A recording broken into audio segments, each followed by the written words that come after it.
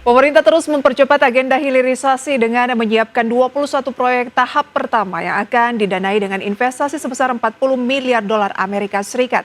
Menteri Energi dan Sumber Daya Mineral Bahlil Lahadalia menyatakan bahwa proyek hilirisasi dimetil ether ini di Indonesia kali ini tidak lagi bergantung pada investor asing. Pemerintah terus mempercepat agenda hilirisasi dengan menyiapkan 21 proyek tahap pertama yang akan didanai dengan investasi sebesar 40 miliar dolar Amerika. Menteri Energi dan Sumber Daya Mineral Bahlil Lahadalia menjelaskan bahwa proyek-proyek ini mencakup berbagai sektor strategis, termasuk minyak dan gas, pertambangan, pertanian hingga kelautan.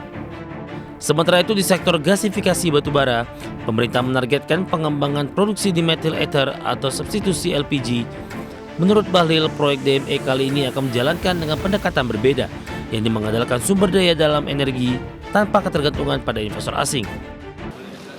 Saya ingin menjelaskan bahwa tahun-tahun sebelumnya DME ini sudah pernah kita lakukan dan bahkan sudah pernah melakukan groundbreaking, tapi waktu itu investornya dari air product itu kemudian mundur. Tapi kemudian ada juga investor yang menawarkan dari China, tapi juga tidak mampu diimplementasikan. Sekarang kita tidak butuh investor. Negara semua lewat kebijakan Bapak Presiden memanfaatkan resource dalam negeri. Yang kita butuh mereka adalah teknologinya.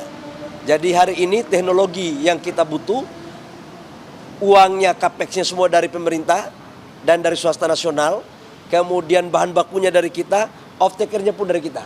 Jadi saya pikir kali ini nggak ada lagi ketergantungan kepada pihak lain. Gitu. Salah satu di antaranya adalah Danantara, yakni mengandalkan sumber daya dalam negeri tanpa ketergantungan pada investor asing. Nantinya proyek DME ini akan dikembangkan di beberapa lokasi, termasuk Sumatera Selatan, Kalimantan Timur, dan Kalimantan Selatan. Bahlil mengatakan secara keseluruhan, proyek ini merupakan bagian dari strategi hilirisasi yang mencakup 26 sektor komoditas, mulai dari mineral, minyak dan gas, hingga pertanian dan kehutanan. Selain meningkatkan ketahanan energi, proyek ini juga diharapkan menciptakan lapangan pekerjaan dalam skala besar. Tim Liputan ADX Channel.